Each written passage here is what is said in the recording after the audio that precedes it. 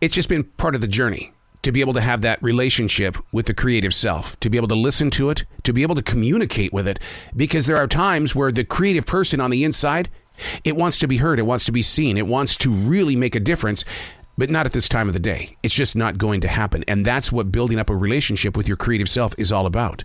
Unplugged, because we will always say yes to creativity. Totally uncut, because we all make mistakes. So turn it into a tool. This is Arroe Unplugged. It's almost like a gift. You know, I don't want to say it's a gift to myself. That's conceited. A little stuck on yourself. But to be able to have your journals in front of you. The words, the shapes of the words. Oh my God, I love the shape of words on a page. Because there is no other signature like yours. And so when you see your writing on a page, it's like, oh my God. And you feel the vibration, and you also feel the flow. The season is changing. Gray sky, very little shadows, a breeze that reaches through you. Because it's been so hot this summer, it's serving as an escape more than a complaint. Now, my weakness has always been set on nothing more than realizing that change means preparation. The heart instantly thought of winter when I felt that breeze this morning. It's human nature to push open unwritten chapters. Now, talking about it, and we've talked about this many times, talking about it brings the mind right back into the presence of now. Staying there is a daily discipline.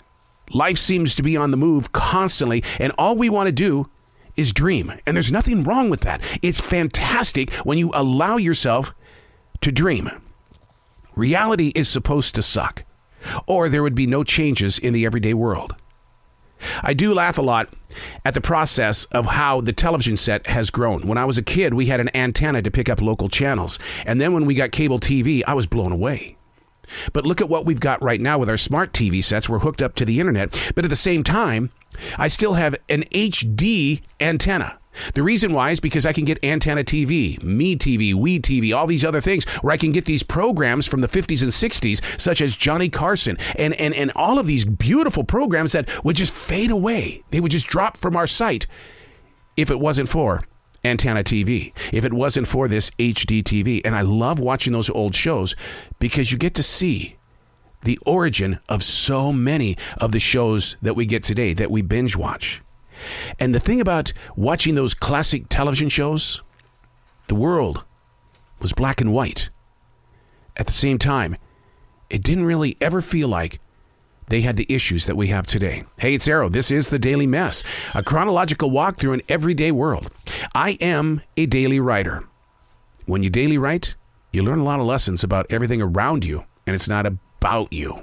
This is The Daily Mess. I heard a commercial yesterday. It was based on the evolution of team building at the workplace. You've been in a place like that. Hey, we all got to get together. We got to do some team building. Well, it starts with identifying the department leaders, which serves as a disconnection to so many people who are always willing to try, but they're being overshadowed by these people that just constantly win every month. Oh, I vividly remember those gatherings and how the same three people constantly picked up their little rewards and their little bonuses and things like that. I've often wondered why big businesses spend thousands of dollars visiting obstacle courses and walking trails. You know, it's the team building day. Well, you know what? The same three sales reps and department heads are still glorified as the rest of us, we rode home on that long and winding road. The commercial was trying to convince people to apply for positions at their place of employment. The guy said their mission isn't to put focus on team building, but rather making the team a solid rock from the very beginning. The message was simple. Too much time is being wasted on trying to build a team. But the problem is, though, is that the very second you think you've got the winning in place, just like the NBA and just like the NFL, it's free agency that rips everything apart. When you've got that one solid team, 1 weekend, 2 weekends, 3 weekends going, you're going, oh my God, this is a winning team. And then it starts to break apart. It reminds me so much of do not ever take a photograph of anybody in a group. And the reason why is because you might as well take a writing instrument and start scratching off the people that'll start leaving. Photographs are evil medicine. They really are. But everybody has to have this team photograph. And I remember when I was at iHeart, I had this sound effects album, old-fashioned sound effects album. And I thought, what am I going to do with it, man?